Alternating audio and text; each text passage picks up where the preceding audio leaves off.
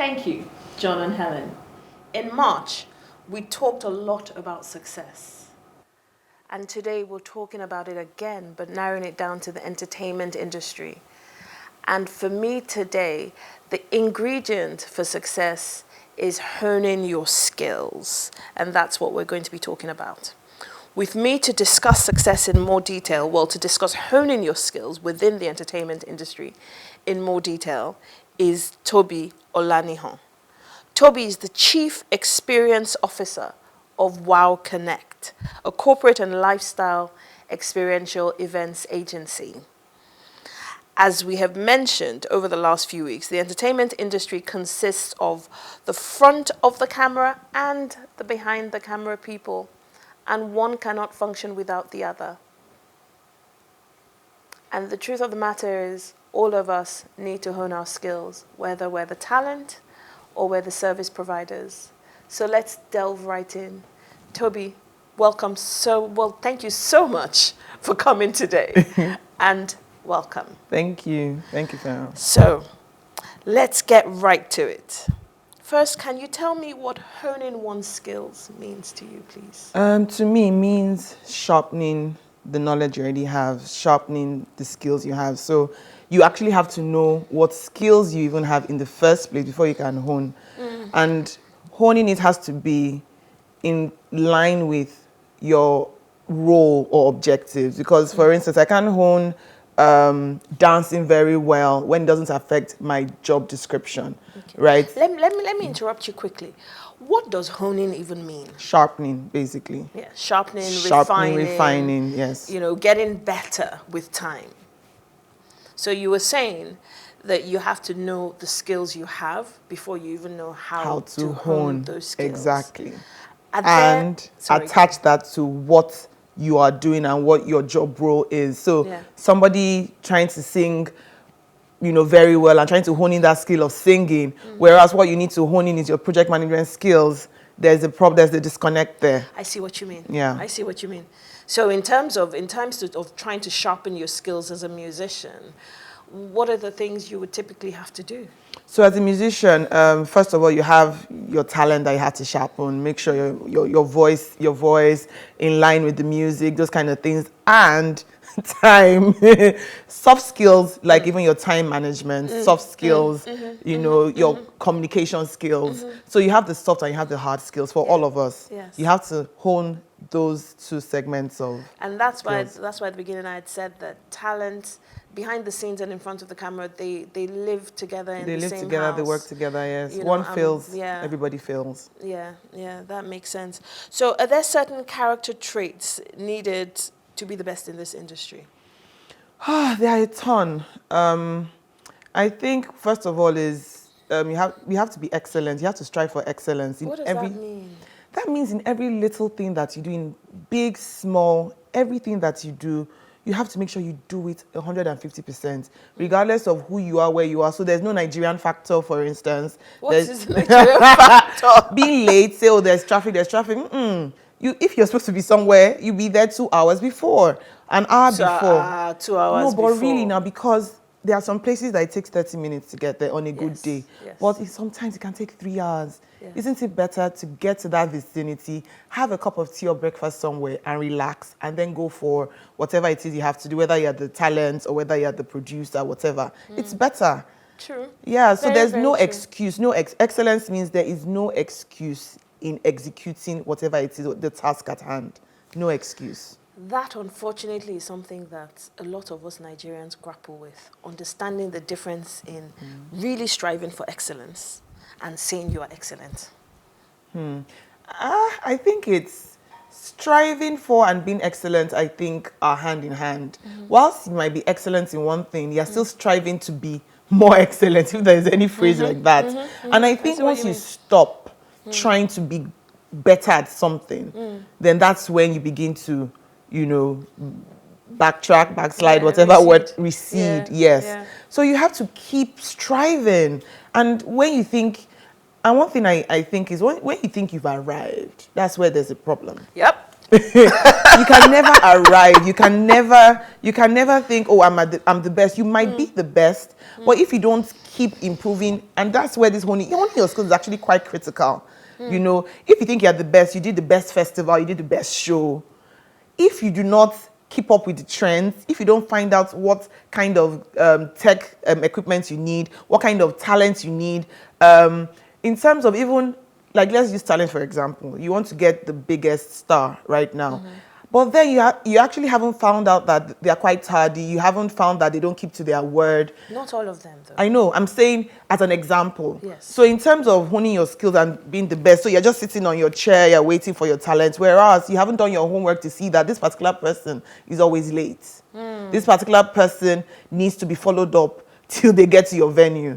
And you're just chilling. Oh, I'm the best. The last show I did was exciting. Oh my God. These little things affect success. My leg, my foot is And shaking. I know you've gone through those kind of things before. So it's something that honing your skills is a 360-degree thing. It's continuous. It's every day. It's every morning. It's every minute. So let's simplify it very quickly. Let's come up with 5 characteristics that somebody can take away and say, you know what, these things I've been doing wrong. I'm going to start doing them differently. Let's give 5 characteristics of the character traits you need to hone your skills. You need to always learn, and not learn books, not just books. Learn from people, learn from conversations. You have to continuous learning is key to honing your skills, and hands-on training is really key. Being a team player in honing your skills, because it's back to one. Because if you think you can't learn from people that are lower in the chain than you are, then you're lost. So if you think you can't learn from a security guard, for instance, as simple as that sounds, or a waiter, for instance, or a production assistant, then you're not going to go up. You're just going to go down. Let me see. 5. Discipline. You have to be very disciplined, because it's not interesting honing your skills. It's not. It's not interesting. So you have to be disciplined. You have to put systems in place. If you don't put systems in place, oh, I'm reading this for an hour every day. Oh, I'm going to join this webinar every week. Oh, I'm going to just check what's happening all over the world just to see what the new trends are, what the new colors are. I'm going to read up on the acts I'm working with. What do they like? What do they hate? How will it be easier to communicate with them? That takes me to the next one, communication skills. You have to hone in your communication skills. It's important, your emotional intelligence, because these things are very soft, but they affect the success of your interaction. They affect the success of your project. If everybody's grumpy, if you never checked and saw that something as simple as your talent needed coffee, or somebody that works with you stays so far and comes with public transport, and you're just that communication, that empathy, that team player spirit, all of them come to bear to achieve success. I've said a lot. You have said a lot, and the irony is that we've heard this so many times on different topics, seemingly unrelated, but the reality is all join. All join. You know, and until we start understanding that, we're not really going to move forward. So I think it still ties back to this excellence thing. I think it still ties back to humility. I think it ties back to learning. I think all these things are connected. You have to keep learning. You have to open your mind, open your eyes. You have to be humble to learn from anything and everyone. You have to learn from your mistakes, right? You have to know that if something didn't happen well today, it's so that you plan for it better tomorrow. Yes. These things are critical. They are. Yeah. They are. They really, really are. And they make a difference between mediocre and... Mediocre, good, and great. Exactly. I was looking for the middle one, because you don't just go from mediocre to great. You don't. Yeah, it makes a difference. And a lot of people, they either rest on their laurels and remain mediocre but think they're good, or they're good and they think they're great. Exactly. But because they're not doing a lot of the things that you've described. And they're not self-improvement, learning. I will just keep on repeating learning, associating with the right people, having those conversations, those hard conversations. And you also find that young people will say, okay, mentors. That mentor thing is awesome, but you don't have to know the person. Reading the person's books, reading the person's work, reading the person's learnings, that's mentorship. and practicing it, not And just reading practicing it. it, yes. Because Nigeria, we read a lot of motivational books. How many of it do we practice? That's the thing. So which is why it's an everyday thing. I think I posted on social media recently, I said, we are what we do every day, every single day. So if you're not reading every day, there's a problem. If you're not trying to be better, if you're not practicing every day, so you want to be a success in this industry, what are you doing? You're sitting down, as you said, you're reading. Volunteer. Yeah. Volunteer, get hands-on experience. Yes. You know, yes. so yeah, you are what you do every day. Yes, that takes me on to my next question, which is, do you think, in your opinion, is there a difference between entertainers who have degrees and have worked in the corporate world and those who haven't? I would say I don't think there's a difference, and this is why. It's about putting in the work, putting in those hours of work, that discipline we've discussed before, the rehearsal, the coming on time, the how do you communicate with the organizers, how is your manager, what's your management system. So it's not about working in corporate. We have people in corporate and now they are stars and they behave anyhow. Let me use the Nigerian phrase. But you see people that are putting the work and you see people that don't. You see people that when you say there's a rehearsal, they come on time. You know, they've sent people beforehand to make sure everything is okay and they come on time. You don't have, so it's putting in the hours of work, not whether there's a degree or not. It's not about the formal training, it's about the discipline and putting in the work that I think is the difference. Respect and the regard. Very important. Because I think sometimes that's where we sometimes fall short. We don't necessarily have regard and respect for the other people, organizations. Yeah. And we justify. And that actually, it comes back to bite them. Because if you have disregard, let me use me as an example. I'm producing a show, right? I work with a talent and you're late, you didn't come for rehearsals, and because of that, my show was bad. You didn't sing well, and people would say, oh, no, it's the sound. It wasn't the sound. You didn't come for sound check. And we had to put you on, even though maybe we had said we shouldn't. I will never, if a client comes again, or there's another opportunity, I'll be like, oh, he's so talented, he's awesome. But no, he's not professional, he's not respectful. I'm sorry, he can't be on this show.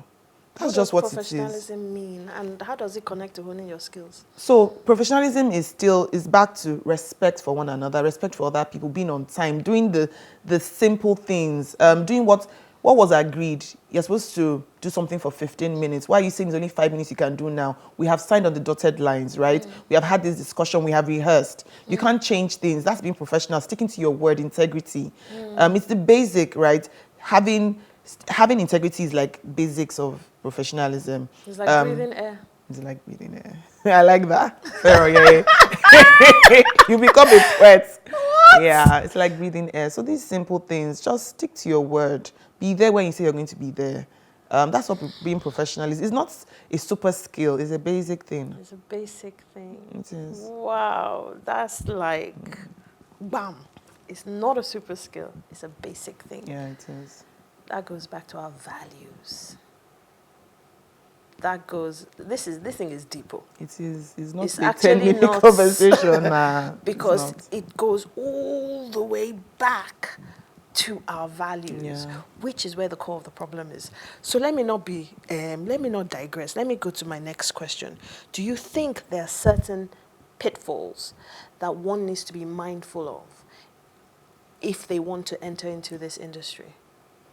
I think so. I think that, and as you said, everything ties to not just this industry, to everything. I would say, first of all, one pitfall is people wanting to start from a certain level when you haven't even gone up the ladder in terms of experience. You see people doing a massive show for 5,000 people. Have you done a simple thing for 50 people first? Right? So a pitfall is not wanting to start, not wanting to climb. But the generation we live in today, the world we live in today, people keep saying this thing about, it's not beans now. I can start from the top. Do I need to start at the bottom? You have to. So I think the difference is the journey and the length. Some people will take 10, 11 years to get somewhere. It might take you 3 years, but you have to do that work and you have to put in the work. You might be lucky with some opportunities, but you would have put in the work. Because if you didn't, when those opportunities come, some things will happen and you're back to square one or even lower than square one. Very true. So those pitfalls of, trying to start when you're not ready, when you don't have the capacity yet, What do you mean by capacity? Capacity in terms of, you don't have any experience doing that kind of thing. What happens in your head or in a book is different from hands-on, right?